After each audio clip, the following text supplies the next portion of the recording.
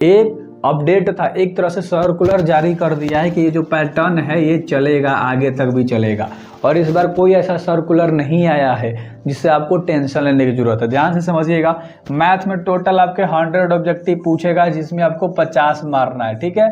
ध्यान से समझना, केमिस्ट्री में आपको टोटल 70 पूछेगा मेरे भाई, उसमें आपको 35 बनाना है, ठीक है।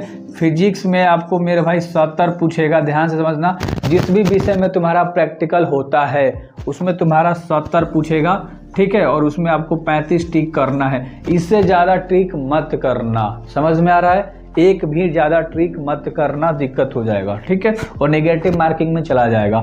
बायो की अगर हम लोग बात करें तो बायो में टोटल 70 को ऑब्जेक्टिव देगा जिसमें आपको 35 नंबर का पोतना है, 35 को मारना है। अगर हम लोग हिंदी की बात करें तो देखो, हिंदी में यार टोटल 100 को पूछेगा जिसमें आपको टोटल 50 मारना है, उससे ज़्यादा नहीं मारना है, ठीक है। अगर इंग्लिश की बात करें हम लोग, ठीक है, तो इंग्लिश में आपको टोटल 100 पूछेगा जिसमें आपको 50 ही मारना है, 50 मारना है।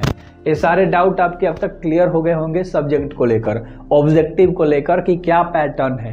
ये जो पैटर्न एक बार लागू होता है ना तो काफ़ी समय तक चलता है, और आप लोग क्या करते हो कि कन्फ्यूजन्स में रहते हो, अपडेट देखते हो, सर्कुलर देखते हो।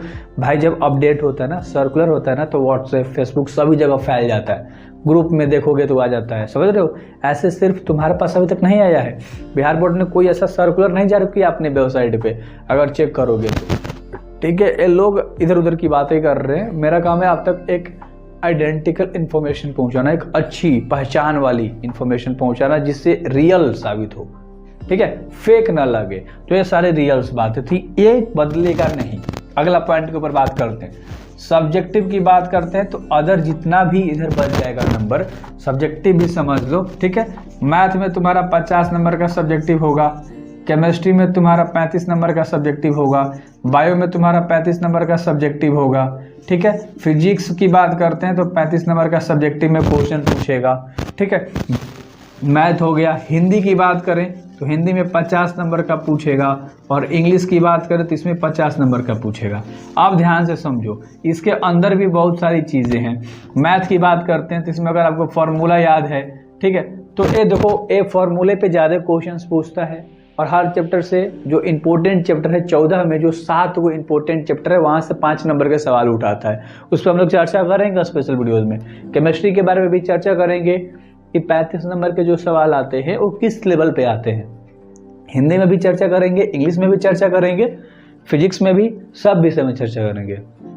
ये वीडियो बेसिकली आप तक एक अच्छा इन्फॉर्मेशन पहुंचाने के लिए था कि घबराने वाली कोई भी बात नहीं है, डरने वाली कोई भी बात नहीं है, कोई पैटर्न में चेंजेस नहीं किया गया है। आपके एग्जामिनेशन को लेकर थोड़ी मोड़ी चेंजेस किया जाएगा जो आपको बता दिया जाएगा, ठीक है। सो सब्सक्राइब कर लो रियल के इन्फॉर्मेशन के लिए। Best of luck, and 12th वाले हो भाई सब्सक्राइब कर दो एग्जाम में पढ़ने के लिए। सारा मटेरियल दे रहा हूँ, PDF दे रहा हूँ, अच्छे से लेक्चर भी आपको मिल रहा है, सब सब्जेक्ट का ऑब्जेक्टिव मैं करा चुका हूँ। इनफैक्ट जो अभी चैप्टर बचा है वो चल रहा है। So best of luck, enjoy.